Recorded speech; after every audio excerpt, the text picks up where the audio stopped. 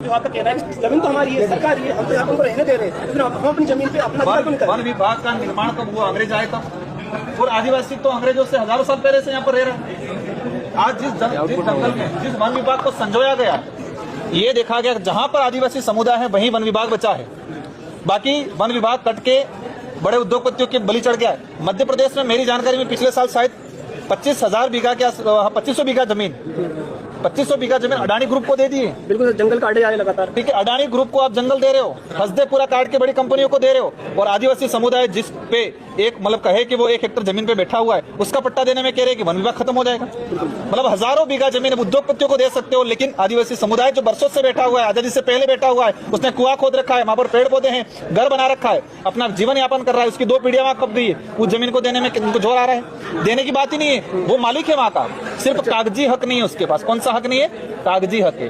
हाँ। अच्छा सर, एक क्वेश्चन मेरा ये रहेगा, आपने देखा होगा एक नेता प्रतिपक्ष उमंग सिंह गार्जन ने एक बयान दिया कि आदिवासी हिंदू नहीं है, तो पूरे देश की जो मीडिया में बयान चलता है कि इन्होंने हिंदू धर्म को तोड़ दिया। जितने भी बीजेपी के नेता है वो कहते हैं कि हिंदू धर्म के खिलाफ ही लोग राजनीति कर रहे हैं। तो आप भी एक आदिवासी नेता है, आदिवासी का नेतृत्व कर रहे हैं, तो आपके इस बारे में क्या राय है? देखो, कोई व्यक्ति ये कहे कि मैं हिंदू नहीं हूं या ईसाई नहीं हूं, इसका मतलब ये नहीं है कि उस धर्म का विरोध कर रहा है। अपनी अभिव्यक्ति की आजादी है। देश का संविधान कह रहा है कि कोई व्यक्ति सुबह उठ के मंदिर में जाए, दोपहर में चर्च में जाए और शाम को मस्जिद भी जा सकता है।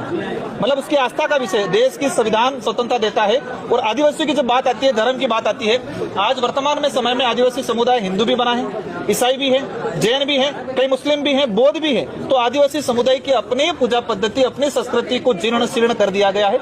जब ईसाई बनेगा तो अपने कल्चर भूलेगा, हिंदू बनेगा तो अपनी पूजा पद्धति, अपने आराध्य देव को भूलेगा, जैन बनेगा तो अपनी पूजा पद्धति भूलेगा। तो हमारा ये है और सच्चाई ये है कि आदिवासी समुदाय किसी धर्म व्यवस्था में नहीं आता है, लेकिन ये बात अलग है कि वो आदिवासी समुदाय सभी धर्मों में आज है। लेकिन हम चाहते हैं कि आदिवासी सब लोग सरना कोड धर्म कोड की मांग करते हैं, कई इलाकों में आदिवासी जो गौंड धर्म की मांग करते हैं, तो ऐसा क्यों बिखरा हो रहा है? सब अलग अलग धर्म की मांग क्यों कर रहे हैं? हम तो कह रहे हैं कि देश के अंदर जो जनगणना स्टार्ट हुई 1871 में अंग्रेजी शासनकाल व्यवस्था में, उस समय में हर समुदाय हर धर्म को अलग आइडेंटिटी मिली।